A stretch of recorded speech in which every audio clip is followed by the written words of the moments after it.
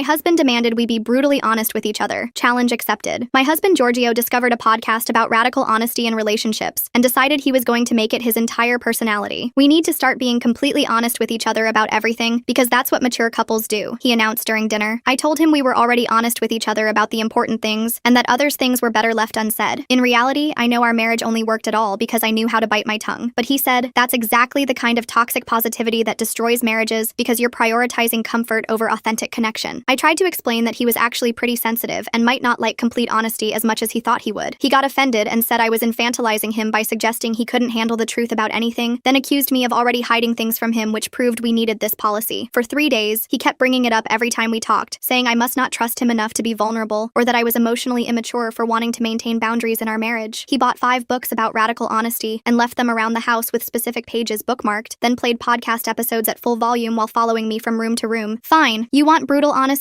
We'll do brutal honesty, I finally said when he woke me up at midnight to discuss why my resistance to transparency was a red flag. He literally clapped his hands like a child and said this would revolutionize our marriage and bring us closer than ever. The next morning, he asked why I'd been quiet at his parents' anniversary dinner last weekend, so I figured now was as good a time as any to start. Because your mother spent the entire night comparing me to your ex-girlfriend who's now a surgeon because she doesn't know that you helped her cheat her way through medical school, I said while buttering my toast. Giorgio's face went slack and he said that was unnecessarily harsh, but I reminded him this was his idea. Also, your dad kept touching our waitress inappropriately, and everyone pretended not to notice because that's what your family does with uncomfortable truths. He started to argue, but I kept going with the honesty he'd demanded. Your brother told me at Christmas that your parents only pretend to support your business ideas because they're terrified you'll have another breakdown like when you dropped out of law school. His coworker Miles came over to watch the game that afternoon, and Giorgio made the mistake of bragging about our new honesty policy and how evolved our relationship had become. Since we're being honest, Miles, you should know that Giorgio only invites you over because everyone else finds him exhausting and you're too polite to say no, I said while bringing them snacks. He actually thinks you're boring, but you always bring good beer and never stay too late, which makes you the perfect guest who requires minimal effort. Miles looked between us uncomfortably while Giorgio tried to laugh it off as a joke, but I reminded him that jokes weren't part of radical honesty. Oh, and that promotion he's been bragging about is actually just a lateral move with a fancier title because his boss wants him to quit but doesn't want to fire him. Miles suddenly remembered he had somewhere to be and left while Giorgio followed him to the door trying to explain. Thursday night was dinner with his parents at their country club, where his mother always made sure everyone knew how successful their family was. When his dad started his usual speech about building everything from nothing and the importance of family values, I decided radical honesty should apply here too. It's interesting you mention values when Giorgio spent $8,000 on OnlyFans last year that he hid in business expenses, I said while cutting my steak. His mother dropped her wine glass while his father turned purple, and Giorgio kicked me under the table frantically. He told me it was networking for his podcast about modern relationships, but honestly he was just addicted to a creator named Candy, who convinced him they had a real connection. His mother started hyperventilating while other diners turned to stare at our table. The credit card company called me about fraud, but it was just Giorgio buying her entire Amazon wish list, including a hot tub that got delivered to Phoenix. By Friday, Giorgio was begging me to stop the honesty policy, saying I'd misunderstood what he meant, and that I was being cruel instead of constructive. You wanted brutal honesty, but only if it made you feel good about yourself, I said, while he sat on the couch looking defeated. You thought I'd tell you that you're secretly amazing and everyone else is wrong about you, but the truth is, everyone tolerates you because of your parents' money and connections. He started crying and said I was destroying him on purpose, that I'd turned something beautiful into a weapon. I sat down next to him and took his hand gently, looking into his eyes with complete sincerity, as his phone buzzed with another text from his mother asking where his father was. I showed him my phone screen and said, your dad isn't at a medical conference in Miami. His 23-year-old mistress just posted them shopping for cribs at Bye Bye Baby. Don't you think you should tell your mom the truth? Giorgio grabbed my phone out of my hand so fast I barely saw him move and started typing with shaking fingers that his dad was stuck in traffic somewhere on I-95. His hands trembled so bad he kept hitting wrong letters and having to delete them while tears rolled down his face onto the screen. I watched him type out this obvious lie to protect the same parents he'd spent 3 days demanding I be brutally honest with about everything. The phone buzzed immediately with another text from his mother asking why his father wasn't answering his own phone if he was just stuck in traffic. Giorgio looked at me with pure desperation in his eyes, silently begging me not to say anything about what we both knew was happening in Miami. I took my phone back from his sweaty hands and typed that we should all meet for coffee tomorrow morning to talk about something important. She texted back asking what was going on, but I just said we'd explain everything in person, and turned the phone off. Giorgio spent the rest of that night pacing around our living room, alternating between screaming at me for ruining his family and having panic attacks about what was coming. He accused me of planning this whole thing from the beginning just to destroy him and everyone he loved. I reminded him calmly from the couch that he literally demanded complete honesty for 3 straight days, and I was just following his rules exactly like he wanted. He threw a coffee mug at the wall and it shattered while he yelled that this wasn't what he meant, and I knew it. Around 2 in the morning when neither of us could sleep, I heard him on the phone with his brother in the guest bedroom warning him about what was about to happen. His brother wasn't even surprised about their father and admitted admitted he'd known about other women for years but never said anything. This revelation sent Giorgio into another complete spiral about what else everyone had been hiding from him his whole life. He came back to our bedroom crying and asking over and over why his brother never told him the truth about their dad. The next morning, Giorgio insisted on going to meet his mother alone first to soften the blow before showing her the evidence. I agreed, but told him I'd already forwarded all the screenshots to myself in case he tried to delete them to protect his father. He looked at me like I was a complete stranger who'd invaded his home and destroyed everything he thought was real. While he was gone meeting his mother at some coffee shop downtown, I opened my laptop and started researching divorce lawyers in our area. I found one named Vicky Ridley who specialized in high-conflict divorces and had amazing reviews from women in similar situations. I called her office and made an appointment for next week, then drove to the bank and opened my own checking account. The teller helped me transfer exactly half our joint savings into the new account, while I thought about how this marriage was definitely over. Giorgio came home 3 hours later looking like someone had died, which I guess in a way something had died that morning. His mother didn't believe him at first and accused him of making up lies to hurt her for some reason. Then she demanded to see the evidence herself, so he had to show her the Instagram posts of her husband shopping for baby furniture with a woman younger than Giorgio. She left the coffee shop without saying another word and went straight to her sister's house where she wasn't answering anyone's calls. His father started calling both our phones non-stop around lunchtime, leaving increasingly angry voicemails about defamation and slander. First, he threatened legal action saying we'd photoshopped everything and he'd sue us for destroying his reputation. Then he pivoted to offering us money to keep quiet about the whole thing and delete all the evidence. Giorgio listened to each message, getting more and more disgusted with the man he'd worshipped his entire life. By evening, his father showed up at our house, pounding on the front door, demanding to speak with me directly about my lies. Giorgio wouldn't let him in, and they ended up screaming at each other on our front lawn for everyone to see. The neighbors definitely heard everything about the affair and the baby, and even the